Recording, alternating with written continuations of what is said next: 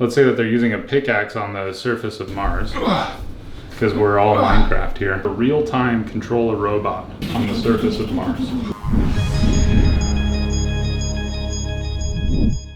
Welcome to 1 Hour Moonshot, where we discuss ideas that we will never be able to build on our own, but we really think are cool. I usually call my brother with these ideas. He listens, but that's kind of where it ends. Just kind of want to capture them on a YouTube video and send them out into the world and see what you guys say, and also get feedback. Oftentimes I actually find these ideas kind of embarrassing because they're so far beyond the scope of anything I could accomplish. Maybe not. Maybe in the AI world we can shrink the timelines of these kinds of projects. So yeah, 1 hour is the time frame that I'm giving myself to design the idea, and then hopefully I can forget about it long enough to go do the work that actually pays the bills.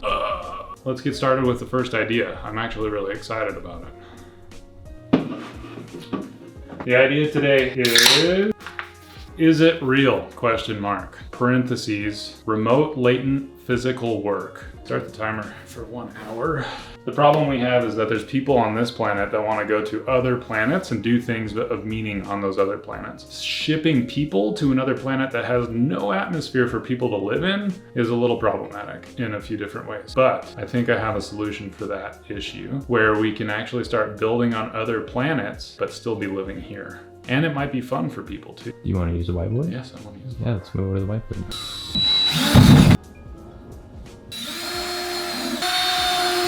Boom. So is it real? This is Earth. There's people on it that want to send to other planets. The problem is you put people on Mars, they have all sorts of life support systems that are hard to move that far away. Solution, is it real? We ship robots to this surface. This is not to be confused with a person. This is a robot. Okay, so now this ship actually just pushes robots, humanoid robots, to the surface of another planet. Now what we do, the huge problem here now is, okay, we got robots on that surface. Now how do we talk to them and control them, right? So the really interesting thing is, like, all right, I need a ChatGPT call here. What would be the round trip latency of communication to Mars? Okay. So 48-minute round trip, and that's the speed of light, people. This is too long for someone to real-time control a robot on the surface of Mars. So what do we do to help fix that?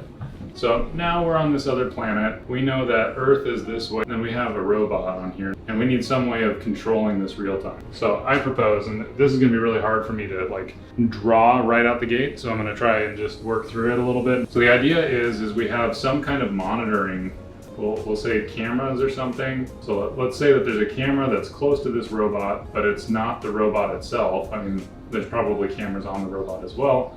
But this camera, what it's doing is it's mapping the surface that's nearby to the robot. Say there's like a canyon here, right? So this robot is sitting in a canyon, and we want to build a house in this canyon for people to live in eventually, right? So what we do is we map this surface, we ship that mapping back to Earth, and then we allow people on Earth to sit in VR and play in a simulated version of that, and it's latently updated in the physical world on the other planet. So the AI that's in this robot makes up for any kind of deviation from the perfect simulation that we're hosting here on Earth for this person to play in. And so let's take one example. We have mapping, and this is kind of in a continuous stream. So this is running regardless of control of the robot. So that mapping stream must take 24 minutes to get back to Earth in a one-way trip. So we could say every 24 minutes, there's at least a small portion of the environment that is capable of being updated in the simulation. And what we want to do is we want the user or the person in VR to be able to play in the simulated version of it so that they can have real-time adjustments to the environment. And maybe once that 24 minutes of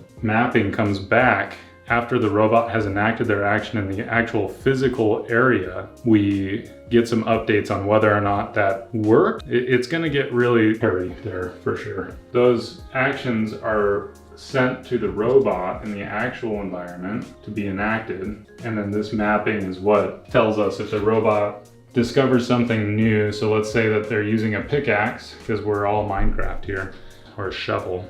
They dig, and now instead of being like sand there's rock underneath there. The simulation is not going to be able to know that until the robot discovers it. So we need some form of latent updating for this simulation so the user doesn't dig that hole for longer than it makes sense. The big picture is that we have a simulated environment of the environment that is latently being updated in the physical world so that we can take action without being there. So if that all makes sense, then here's the fun part, because we don't have to wait until we're able to ship robots to Mars.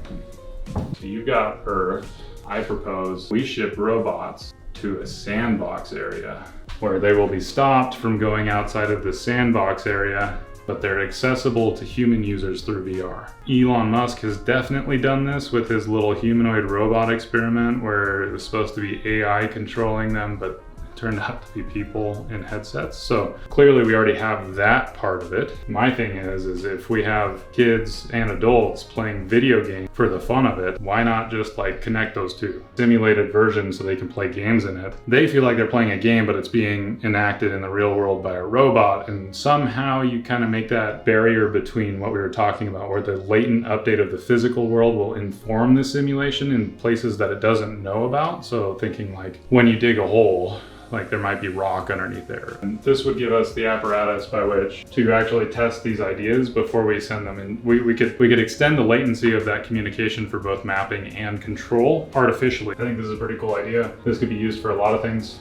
You could actually go to remote areas with the robot, use Starlink or something, be able to like develop remote areas and then, you know, have people go live there and see how they work. You could literally do what you would want to do on Mars, just here on Earth and stage it the whole way. I mean, this is what you would want to do. This is also how I would prefer we build on Mars, because shipping humans to go build something for humans to live in just sounds really treacherous. I mean, it's like the West, but on steroids, you know, when we were like covered wagon movement. Like this would be, you're on a planet that is completely hostile to any kind of biological life, and you're expecting to just be able to bootstrap. It just seems really hard. So I propose this as a solution. That was like 20 minutes. Yeah.